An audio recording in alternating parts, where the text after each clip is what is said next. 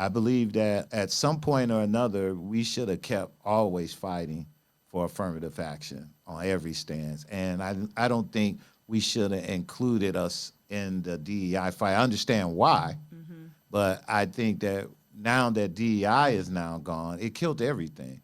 And I think, and when I say that, even the mindset of what affirmative action was all about, when we put it all in this DEI thing, it gave them, and them are everybody who was against it, an opportunity to now say, ha, we don't want it because you had transgenders in it, you got this in it, you got that in it. And we don't mind you black folks, but you got too many other folks in there now. But they mind us black and folks. they minded us at first anyway, but it was their reason of now we can get rid of all of it at one time.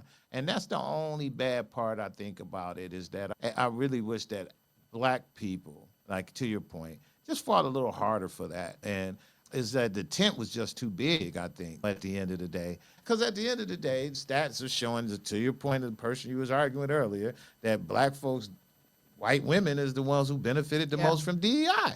And so if that was the case, then we really lost as an affirmative action because we didn't benefit from it. It makes you feel like, hey, how did it benefit us? And what are we really fighting for?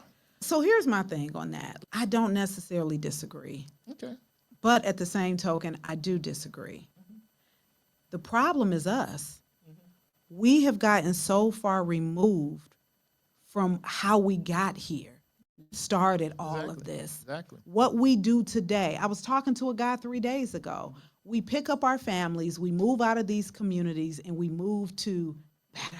We move into these other spaces, and we leave our black people to fend for themselves and figure, because I am a better black. I don't know if that's what people are saying, but I've evolved. I have more. So I'm not invested in that anymore. That's right. Generationally, we've continued to lose the fight and the understanding of intentionality of why this stuff is important.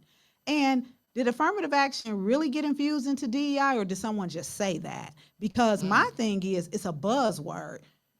Trump started it, a DEI hire. First of all, Kamala Harris was not hired. She was elected. If you want to compare being hired and elected as the same thing, you can, but it's not. He started that. I don't want to cuss. BS, I got it for you.